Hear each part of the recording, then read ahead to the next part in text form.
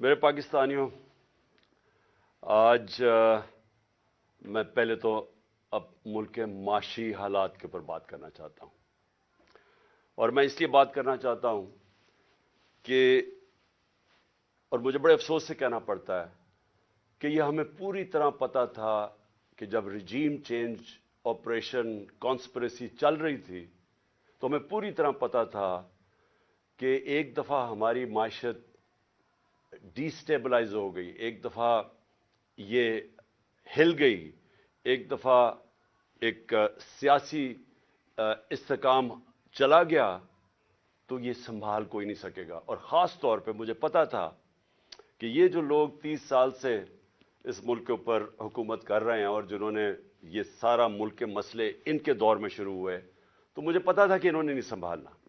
تو میں نے اپنی طرف سے پوری جو نیوٹرلز تھے ان کو پوری طرح میں نے آگاہ کیا، اور میں نے پھر سے بار بار یہ چیز اس لیے کہتا ہوں کیونکہ یہ ہمیں پتا تھا یہ ہونا ہے۔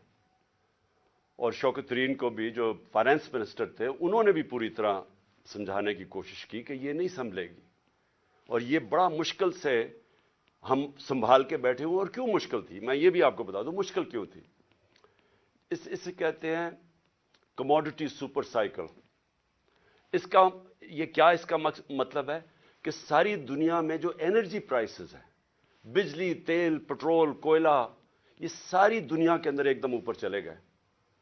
کرونا کے بعد جو کہ ایک سپلائی سائڈ کے اندر ڈسرپشن دنیا میں آئی، یعنی جو اس سے نیٹ ورکس ٹوٹے کیونکہ کرونا میں لاک ڈاؤن شروع ہو گئے، تو اس سے جو سب سے بڑا نقصان ہوا کہ جب سپلائیز ٹوٹی انرجی پروڈکٹس کی تو قیمتیں اوپر چلی گئی۔ تو ہم جب آخری دن ہمارے حکومتوں میں تھے تو جو تیل تھا وہ 110 سے 115 ڈالر پہ چلا گیا پر بیرل۔ آج بھی اوپر بھی گیا، 70-75 سے لے کے آج 85 پہ ہے۔ تو جب ہم تھے تو جب تیل اوپر جاتا ہے تو سب کچھ اوپر چلا جاتا ہے، اور پھر جس طرح میں نے کہا کہ باقی بھی جو کوئلہ اور گیس یہ سب اوپر چلے گئے۔ تو ہمارے لیے مشکل تھا بڑا، کیونکہ ہم بڑا بیلنس کر رہے تھے کہ ایک طرف لوگوں کو بھی مہنگائی سے بچائیں، لیکن امپورٹڈ انفلیشن آ رہی تھی باہر سے، جو بھی چیزیں باہر سے آ رہی تھی۔ اب گھی، وہ پام آئل اوپر چلا گیا تو گھی کی بھی قیمتیں، دالیں اوپر چلی گئیں، تو ہم بڑی مشکلوں سے بیلنس کر رہے تھے۔ تو اس لیے ہم نے اپنی پوری کوشش کی بتانے کے لیے کہ دیکھیں اگر آپ نے اس وقت یہ سازش کو کامیاب ہونے دیا تو یہ سنبھلے گی نہیں۔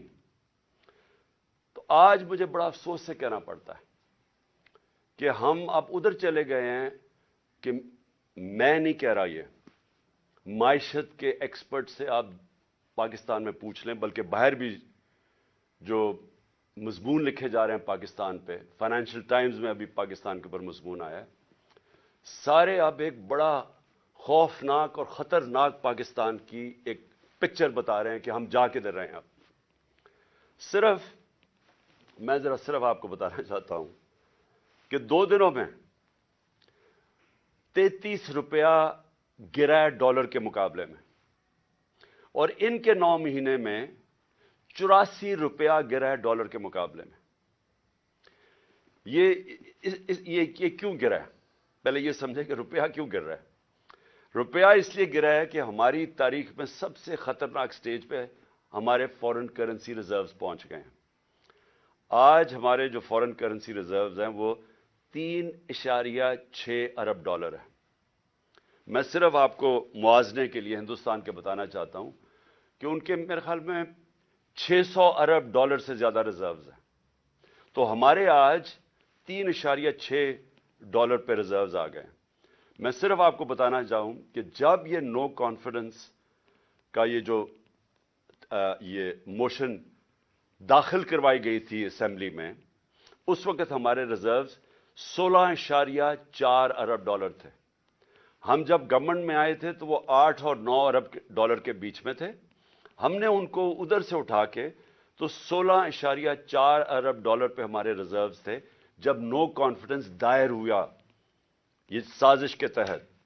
تو جب جب ادھر سے 16.4 سے آج پہنچ گئے 3.6 پہ، اس سے کیا ہوا؟ روپے پہ پریشر پڑنا شروع ہو گیا اور روپیہ گرنا شروع ہو گیا۔ تو یہ میں آج آپ کو بتاؤں کہ ہمارے دور میں یہ بار بار کہتے تھے تباہی کر دی ہم نے، مہنگائی کی تباہی کر دی، اس کے مہنگائی کے اوپر میں بعد میں آتا ہوں، لیکن روپیہ گر رہا ہے۔ اور بڑی وہ اسحاق ڈار وہاں سے سٹیٹمنٹس دیتا تھا لنڈن میں جدھر فرار ہوا تھا کہ میں نے یہ ڈالر کر دیا اور میں یہ کر دوں گا، اور آپ کو پتہ ہے آتے ساتھ بھی اس نے پھر بڑھ کے ماری۔ تو وہ جو 84 روپیہ گرا ہے ہمارا ڈالر کے مقابلے میں صرف 9 مہینے میں۔ اب اس کا اثرات کیا ہے؟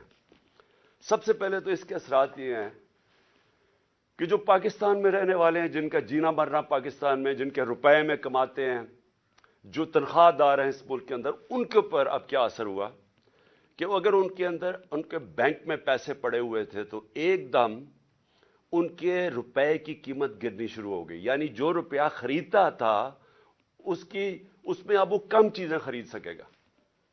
لیکن جن کے پیسے باہر لنڈن میں اور آف شور اکاؤنٹس میں ڈالرز میں پڑے ہوئے ہیں، جنہوں نے بڑی محنت سے چوری کر کے پیسہ ملک سے باہر لے کے گئے ہیں، ان کی دولت میں اضافہ ہو رہا ہے۔ پاکستانیوں کی دولت میں کمی ہو رہی ہے، ان کی دولت اوپر جا رہی ہے۔ اور اس لیے میں ایک چیز بار بار کہتا ہوں، اور میں آج آپ سب کو یہ کہنا چاہتا ہوں، میری قوم غور سے میری بات سن لے، کبھی کسی پارٹی کو ووٹ نہ دو جس کی لیڈرشپ کے پیسے ملک سے باہر پڑے۔